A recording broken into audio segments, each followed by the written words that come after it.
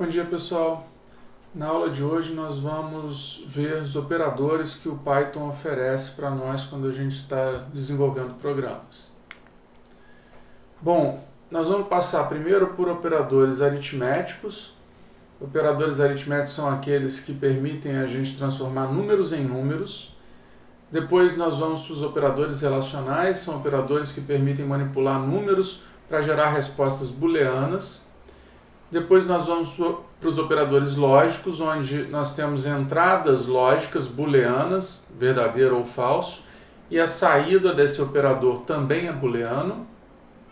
E por fim nós vamos falar de forma um pouco mais detalhada sobre a atribuição, as várias formas que o Python permite que a gente faça atribuição de valores a variáveis. Bom, então começando pelos operadores, eu coloquei nessa tabela o operador, eu coloquei um exemplo do operador e, por fim, a prioridade desse operador. Por que prioridade? Porque quando o Python está resolvendo uma equação, ele não resolve da esquerda para a direita. Ele respeita a prioridade de determinados operadores, executa aquele operador primeiro, para só então partir para os demais operadores. Então, esses operadores aqui são aritméticos, como eu comentei para vocês. Eles têm como operandos números e eles geram como resultado números. Então, se a gente for da maior prioridade para menor, a gente tem aqui na esquerda o operador parênteses. Então, esse é o operador de maior prioridade. Se eu estou em dúvida quando eu estou escrevendo um código, eu quero ter certeza que algo vai ser calculado primeiro, é recomendado colocar o parênteses, porque o parênteses força a prioridade daquilo que vai ser calculado. Então, no nosso exemplo aqui, 1 mais 2 vezes 3, como eu coloquei parênteses no 1 mais 2, ele vai rodar primeiro 1 mais 2, vai gerar 3, vai multiplicar por 3 e vai gerar 9. Em segundo grau de prioridade vem potência, né? Potência, vocês devem lembrar na aula anterior, a gente tinha um exercício onde vocês iam fazer, para achar a distância entre dois pontos, vocês usavam Pitágoras, então precisava de potência. Propositalmente eu coloquei o exercício sem ter falado de potência, para ver se vocês conseguiam, correndo atrás na internet, descobrir como é que faria potência, mas esse slide aqui explica isso, né? Então esses dois asteriscos, ele representa a potência, então eu estou elevando o número da esquerda à potência da direita. Nesse exemplo aqui, se eu quero fazer 2 ao cubo, eu ponho 2, asterisco, asterisco, 3, ele vai executar e vai me gerar 8 como resposta. Depois, com prioridade igual, vem o sinal do número, né? Então, o sinal positivo pode ser omitido, ou o sinal negativo de um número tem prioridade menor do que potência e parênteses, mas tem uma alta prioridade. Então, no exemplo aqui, mais 15, que é a mesma coisa que 15, e menos, abre parênteses, 5 mais 3. Então ele vai somar esse 5 mais 3, vai dar 8 e vai trocar o sinal para negativo. Depois, com prioridade igual, vem multiplicação, divisão e resto da divisão. Então, multiplicação, asterisco, 5 vezes 3 dá 15. Divisão convencional, de números reais, 5 dividido por 3 dá 1,66. Essa divisão com duas barras, vocês usaram ela também no exercício da aula anterior das moedas. Ela faz a divisão inteira, então na verdade ela me dá o resultado daquela divisão desprezando o resto. 5 dividido por 3, ele fala que é 1, que é o resultado da divisão, né? E tem um resto 2 que é desprezado. Já o percentual, o símbolo percentual, ele representa o mod, que é o resto da divisão. Então 5 mod 3, ele me fala que dá 2, que é o resto da divisão de 5 por 3. Então, na verdade, esses dois operadores aqui são irmãos, né? Um complementa bem o outro, enquanto o primeiro me dá o resultado da divisão, o segundo me dá o resto da divisão. E por fim, com prioridade menor, vem soma e subtração, né? 5 mais 3, 8, 5 menos 3, 2. Então são exemplos, né, com baixa prioridade. Então, se eu não tiver parênteses, vai ser o último operador a ser executado, vai ser o de soma e subtração. Como eu comentei anteriormente, na aula anterior, quando eu não tenho, eu estou no mesmo nível de precedência e eu não tenho parênteses, eu não tenho nada que me determine uma diferença de precedência, a execução vai ser da esquerda para a direita de forma intuitiva, né? É o que a gente espera.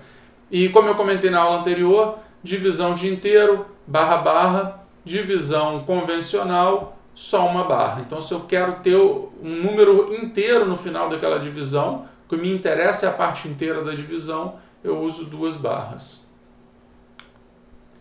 Bom, um exemplozinho para a gente fixar esses operadores, essas precedências, né? Eu estou considerando que eu tenho uma variável x com valor 512 e eu quero computar uma variável y, que é 9.2 menos, abre parênteses, x barra barra 10 menos 14 barra 5, fecha parênteses, mais 14 vezes 0.1.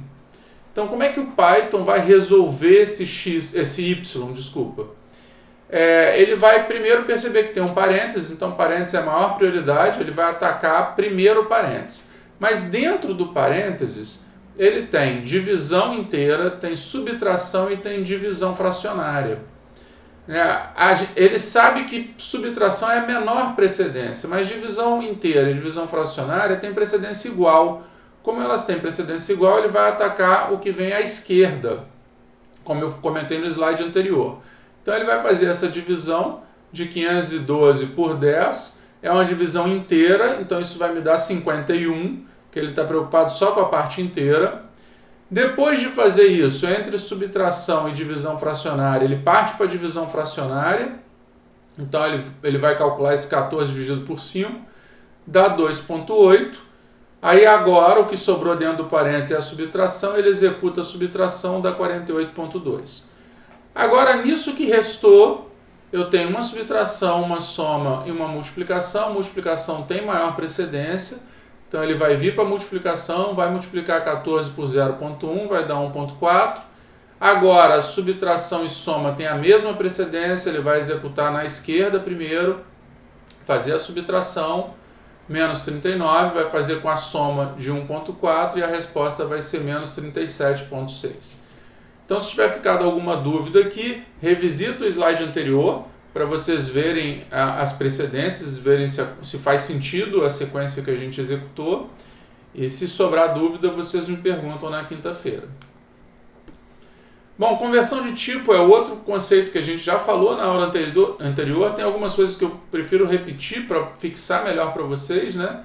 Então, tem situações onde eu quero converter um tipo, né? A variável tem um determinado tipo, por exemplo, um tipo inteiro ou um tipo real, e eu quero fazer uma conversão para outro tipo.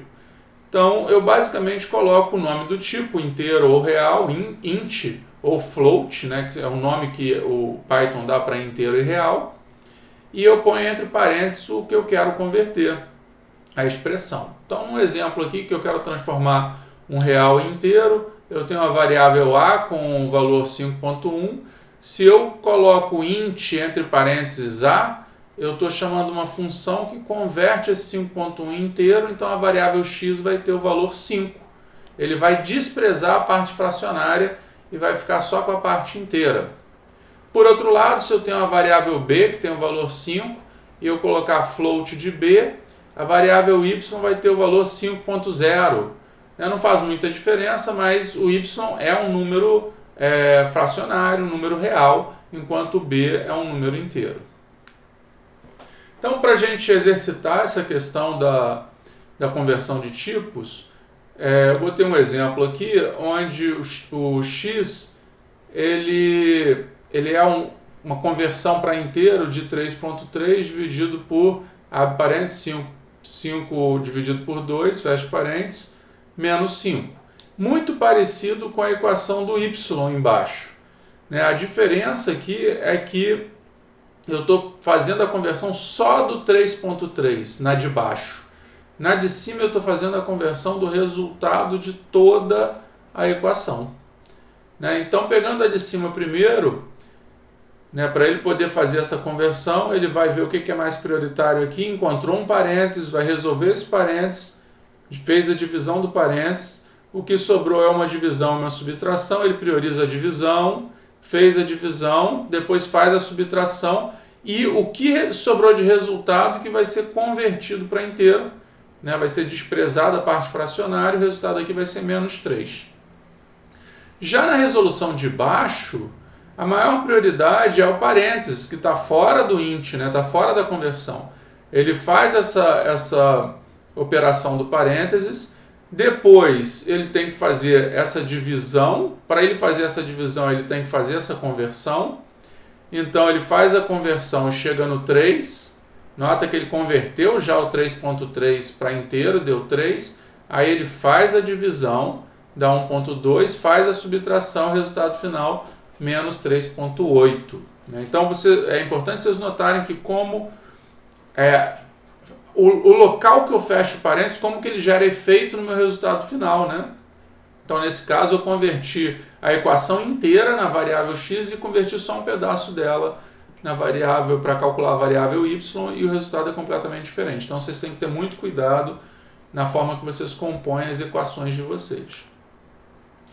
Bom, funções matemáticas. O Python ele já traz algumas funções matemáticas que a gente chama de built-in, que já estão ali disponíveis, é só a gente chamar, né, aquelas operações todas que a gente viu anteriormente, e algumas funções também, mas o Python traz um módulo chamado math, e esse módulo math tem diversas funções matemáticas e algumas constantes.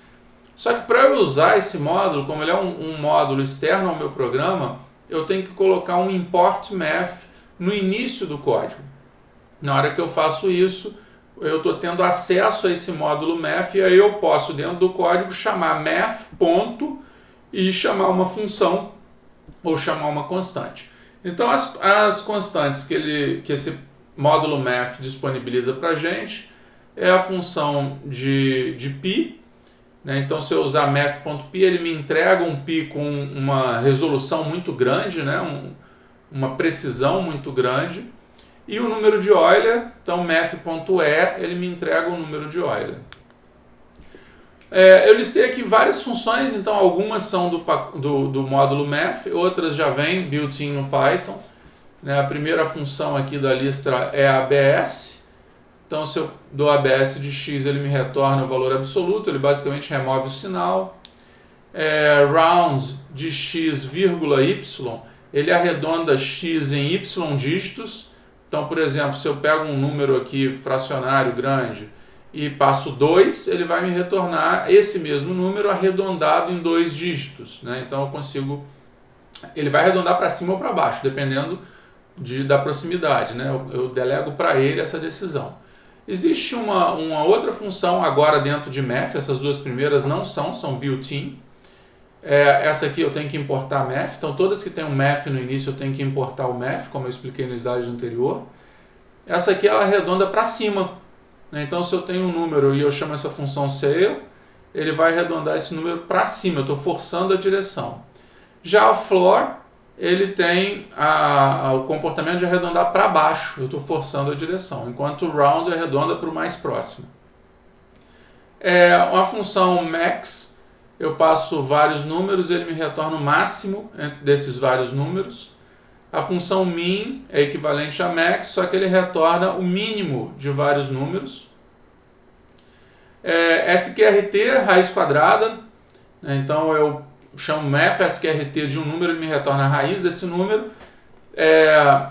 No exercício da aula anterior, a gente precisava usar essa raiz, né, para calcular Pitágoras, então eu posso lançar mão dessa função. Log, eu passo duas variáveis ou dois números, ele vai fazer o log do primeiro número na base do segundo número, então log de 2 na base 10, por exemplo, ele me retorna o valor.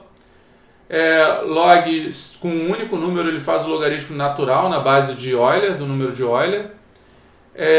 E ESP, ele faz o número de Euler elevado a um determinado número que eu estou passando como parâmetro. Então aqui são algumas funções matemáticas que ajudam a gente a escrever programas que dependem de algum tipo de conta, né?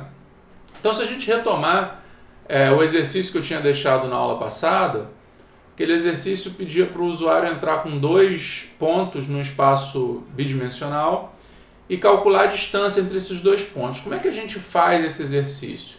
Bom, aqui eu tenho um exemplo, né? Um dos pontos é o 2, 2 e o outro ponto é o 5, 4. Para eu calcular essa distância, eu vou ter que subtrair a distância no eixo x, né? Então, eu vou subtrair 5 de 2, eu vou ter um cateto, que é essa distância no eixo x. Eu vou subtrair a distância no eixo y, né? Eu vou subtrair 4 de 2, eu vou ter um segundo cateto do eixo y. E aí eu aplico Pitágoras, porque a distância vai ser a hipotenusa, né? Então, aplicando Pitágoras, eu consigo resolver esse problema.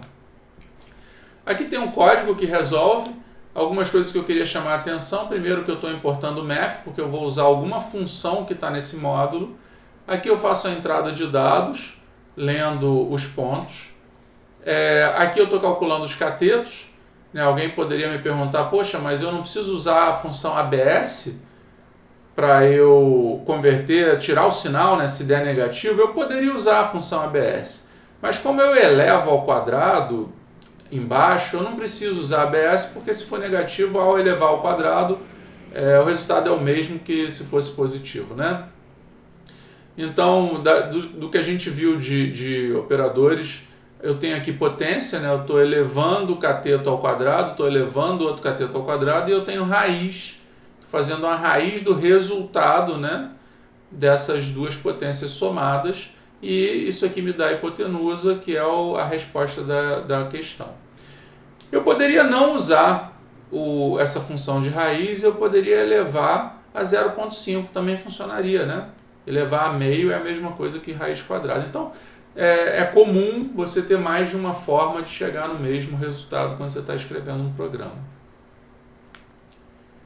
Bom, além dessas funções, existe um conjunto de funções trigonométricas disponíveis para a gente. Eu listei algumas mais importantes, talvez, aqui, né? A gente tem uma função para calcular o seno, arcosseno, cosseno, arco-cosseno, tangente, arco-tangente. Tem uma função que converte de radiano para grau, né? Então eu passo um valor em radiano, ele me retorna em grau. Eu tenho uma função que converte de grau para radiano, eu passo um valor em grau, ele me retorna em radiano. Né? Todas essas funções que eu mostrei em cima, elas trabalham com radiano, né? Então se eu quero trabalhar com grau, eu tenho que fazer a conversão de grau para radiano, de radiano para grau. E aqui é só uma amostra, tem várias outras funções lá no módulo Math, que eu não trouxe aqui. E aí, aqui eu botei o endereço, né? Qualquer módulo do Python tem na documentação do Python a descrição detalhada do módulo. Então, se vocês acessarem aqui, vocês conseguem ver todas as funções e uma explicação de como é que é cada uma dessas funções. Um outro conceito interessante e importante que a gente vai ver na aula de hoje é a geração de números aleatórios, né? Vários programas, por diferentes razões, precisam gerar números aleatórios, né? Um tipo de programa que possivelmente vocês gostam e que geram muitos números aleatórios são jogos, né? Para eu gerar o não determinismo de um jogo, para o jogo ficar interessante, eu preciso gerar situações diferentes a cada sessão de jogo.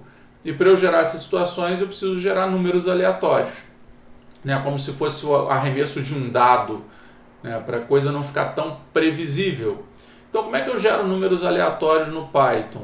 Existe uma função random. Se eu chamar essa função dentro do módulo random, eu consigo gerar números aleatórios. Então, se eu estou acessando uma função do módulo random, eu tenho que lembrar de importar esse módulo random toda vez que eu quiser gerar um número aleatório. E aí eu chamo essa função. O que essa função retorna para mim? Ela retorna um número entre 0 e 1, né? Um número real, né? Um float. Então, se a gente pensar um pouquinho na matemática, quantos números existem entre 0 e 1 no espaço dos números reais, no domínio dos números reais? Existem infinitos números, né? Então ela vai gerar algum número naquele espaço entre 0 e 1. Mas e se eu estou querendo um número entre 0 e 10, não entre 0 e 1? Como é que eu faço? Basta eu pegar o resultado que ela gerou e multiplicar por 10. Na hora que eu multiplico por 10, eu estou expandindo aquele espaço que ia de 0 e 1 para um espaço que vai de 0 a 10. 0 vezes 10 é 0, 1 vezes 10 dá 10, e qualquer número no meio vai dar um número no meio entre 0 e 10. né? Como eu tenho, em tese, infinitos números entre 0 e 1, eu também vou ter infinitos números entre 0 e 10 ao multiplicar por 10. Por outro lado, se eu estou querendo um número entre 5 e 6, por exemplo, né, e eu tenho uma geração de número entre 0 e 1, o que eu faço? Eu somo 5. Né? Então, se eu chamar a função random e somar 5 a ela, eu estou deslocando esse intervalo que está entre 0 e 1 para o intervalo entre 0 e 5, entre 5 e 6. Né? O 0 mais 5 dá 5, o 1 mais 5 dá 6, e qualquer número entre 0 e 1 vai dar um número entre 5 e 6. Então, se eu somo, eu desloco o intervalo. Se eu multiplico, eu alargo o intervalo. E se eu quero gerar um número entre 70 e 80, o que eu preciso fazer? Eu preciso primeiro multiplicar, né, por 10, que eu estou querendo agora alargar meu intervalo. Ao invés desse meu intervalo estar entre 0 e 1, eu quero que fique entre 0 e 10. E depois eu somo 70. Aí ele vai ficar entre 70 e 80. Então, a partir dessa geração de números entre 0 e 1, eu consigo gerar para qualquer outro intervalo, e eu botei a equaçãozinha aqui para vocês, né? Então, eu consigo um intervalo que vai de um determinado início até um determinado fim. Se eu substituir início e fim por esses valores, eu vou ter o intervalo que eu quiser. Eu botei aqui alguns exemplos, né? O próprio intervalo entre 0 e 1, intervalo entre 5 e 6, basta somar 5, intervalo entre 0 e 10, basta multiplicar por 10, intervalo entre 50 e 70, eu multiplico por 20 e somo 50. Qualquer número que for gerado vai estar nesse intervalo. Então, com isso, eu gero qualquer número que eu quiser. Se eu quiser gerar um número inteiro, eu poderia fazer a manipulação que eu discuti no slide anterior para eu chegar no intervalo que eu tenho interesse, e usar uma função floor, por exemplo, né, para ela transformar ou fazer uma conversão daquele número para um número inteiro. Poderia fazer isso. Só que o Python facilita a nossa vida e ele criou uma função chamada randint. Essa função randint, ele permite você passar o número inicial ao número final, e ele gera aleatoriamente um número inteiro nesse intervalo, incluindo as extremidades, né? Então fica mais fácil ainda, mas daria para fazer com a manipulação que eu discuti no slide anterior e mais uma operação para transformar para número inteiro. Bom, além desses operadores aritméticos, né, eu comentei para vocês que operadores aritméticos eles recebem números e eles retornam números. A gente tem operadores relacionais. Operadores relacionais eles recebem números e eles retornam booleano, eles retornam verdadeiro ou falso. Então aqui eu listei os operadores relacionais do Python: menor, menor igual, maior, maior igual, igual e diferente. Todos eles recebem números, o x e o y são números. Então, por exemplo, 5 menor do que 3, isso aqui vai me retornar falso, porque 5 não é menor do que 3. 5 menor ou igual a 3, falso. 5 maior que 3, true. Então, eu estou sempre operando em cima de números e eu estou gerando valores lógicos, valores booleanos. Valores booleanos são valores que têm só duas possibilidades, ou é verdadeiro ou é falso. Verdadeiro em inglês é true e falso em inglês é false. Então a resposta vai ser sempre verdadeiro ou falso. No caso do Python, a gente escreve verdadeiro e falso, true ou false, com a primeira letra maiúscula, o F maiúsculo e o T maiúsculo. Prioridade desses operadores é 6, ela é mais baixa do que todos os aritméticos que a gente viu, Isso é importante. E aqui tem algumas coisas que vocês terem atenção. Primeiro, menor igual, maior igual, é assim que a gente escreve, a gente não tem o símbolo junto. Então eu sempre ponho o maior e o igual seguido, ou menor ou igual. Quando eu quero comparar dois números, eu uso igual igual, são dois iguais. Poxa, mas por que eu uso igual igual, não uso só igual? Porque vocês lembram que só um igual é atribuição? Se o Python encontra só um igual, ele vai achar que é para pegar o valor que está em y e escrever na variável x. E aqui não é isso que eu quero. Eu quero que ele analise essa equação e me fale se isso aqui é verdade ou se isso aqui é falso. 5 é igual a 3, ele vai retornar que é falso. E diferente no Python é exclamação igual. Essa exclamação tem a semântica da negação, né, do not, né? Então eu estou vendo se não é igual. Não é igual, é diferente. Então, no Python, toda vez que vocês quiserem verificar se algo é diferente, usa a exclamação igual. E os operadores lógicos? O que são os operadores lógicos? São operadores que recebem como entrada valores booleanos, verdadeiro ou falso, e eles geram como saída valores booleanos, também verdadeiro ou falso. Então, o operador de negação é o not. Se eu ponho not alguma coisa, ele inverte. Então, se eu falo not true, ele retorna falso. Se eu falo not falso, ele retorna true. Nota, gente, que eu posso compor operadores, né? Então, aqui eu não preciso necessariamente ter um valor booleano explícito. Eu poderia ter not 5 maior que 3. 5 é maior que 3, vai dar true. Ele vai executar primeiro. Nota que a prioridade dos operadores relacionais é maior do que a prioridade dos operadores lógicos. E aí depois que ele chegar no true, ele vai inverter, vai gerar o falso.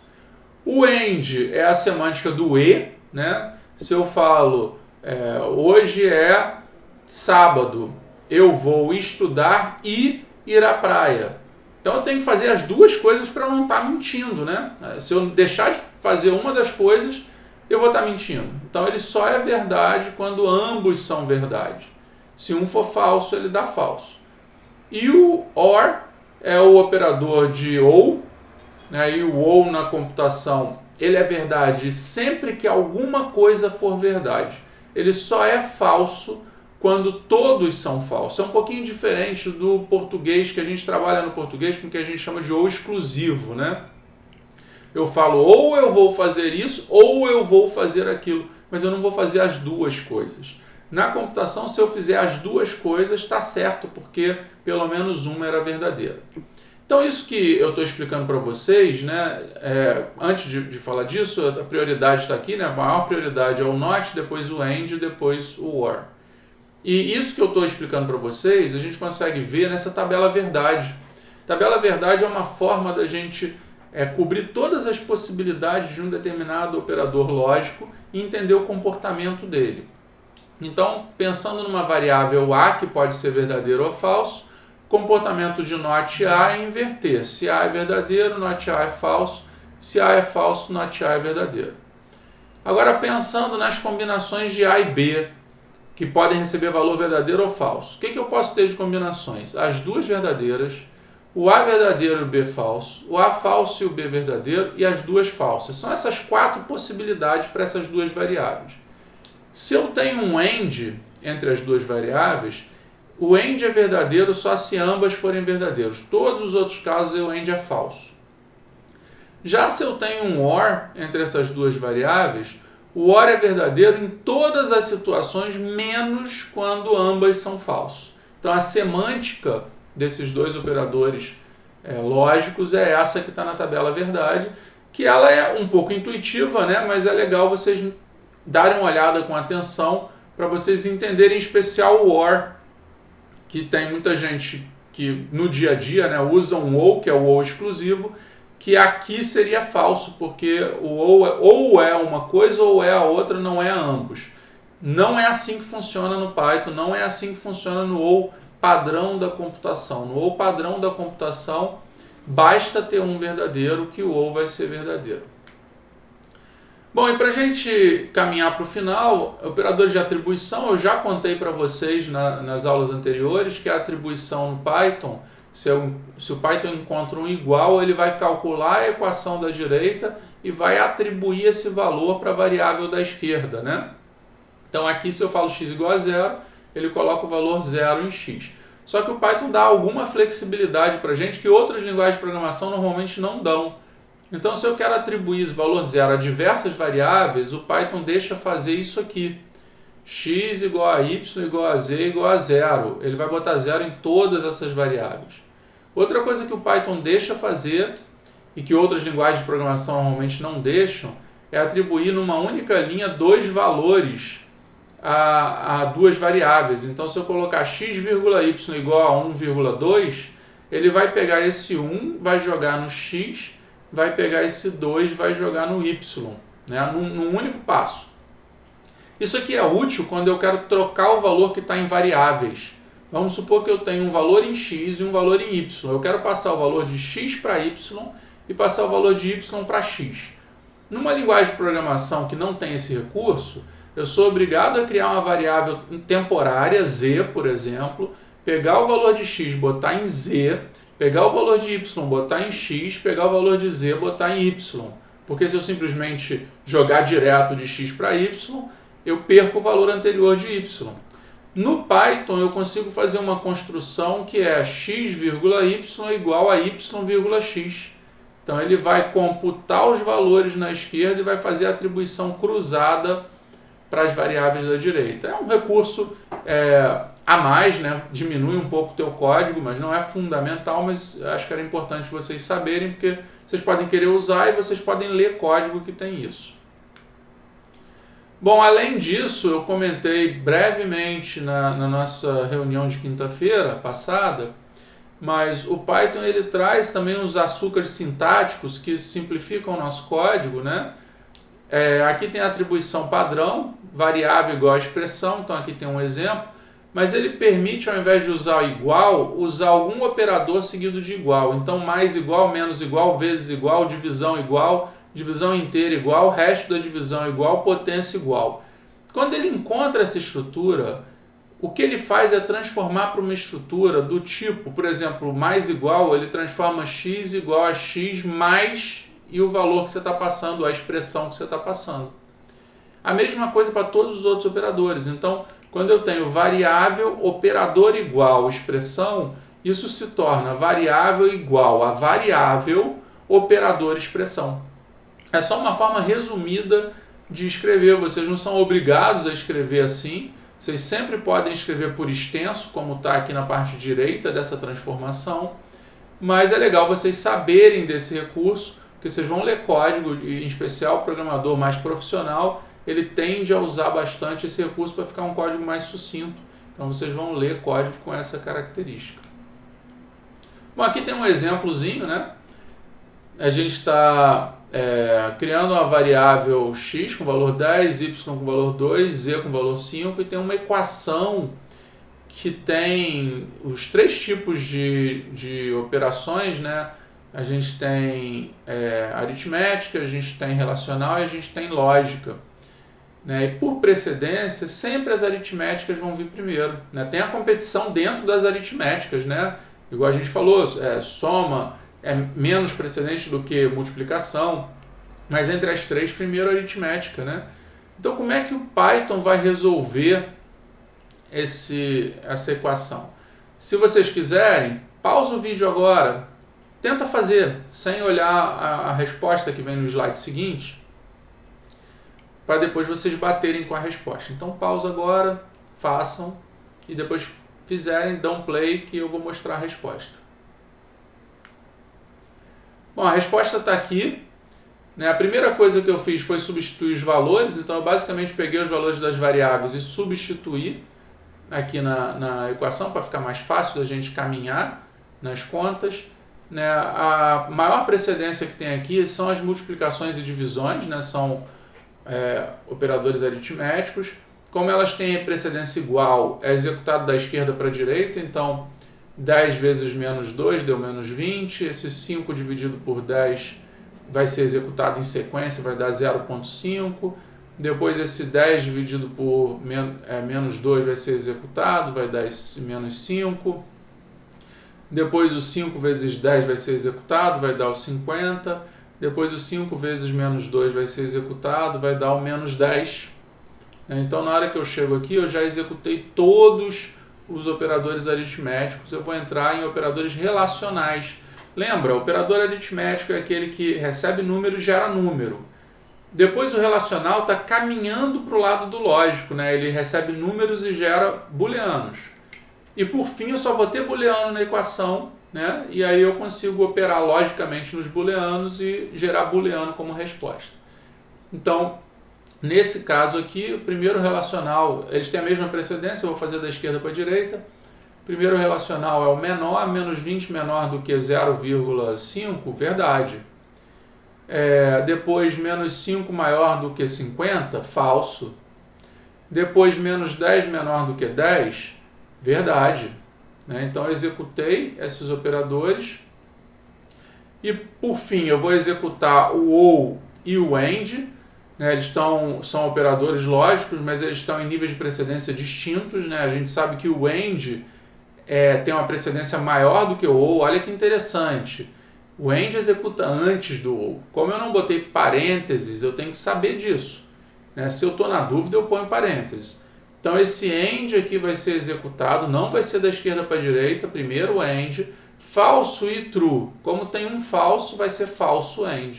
E agora o OU, eu tenho true ou falso, eu vou executar esse OU, vou chegar no true, que é a resposta para essa equação que estava aqui em cima. Bom, as referências para essa aula de hoje, boa parte delas está nessa parte aqui de expressões do Python, em especial as precedências de operadores, né, se vocês quiserem dar uma olhada com mais cuidado. E, como sempre, esses slides foram feitos juntos com a professora Aline e a professora Vanessa. Eu não coloquei exercícios nessa aula de hoje, porque parte desses exercícios eu já tinha instigado vocês na aula passada. Quem não conseguiu fazer, revisita, porque agora vocês já viram os operadores, vocês vão conseguir. Mas, de qualquer forma, se vocês tivessem procurado na internet, vocês provavelmente iam ter encontrado. E a aula que eu vou gravar, vou passar para vocês logo em sequência, que é para ser vista em conjunto com essa aula de hoje, é a aula de decisão, onde a gente vai ver estruturas de decisão. E lá no final eu vou colocar exercícios que apoiam tanto a aula de própria estrutura de decisão, quanto essa aula que eu acabei de gravar para vocês hoje. Então, assistam logo em sequência, logo após essa aula, a aula seguinte, que é de decisão, e façam os exercícios no final dela. Então é isso, pessoal. Muito obrigado e até a próxima aula.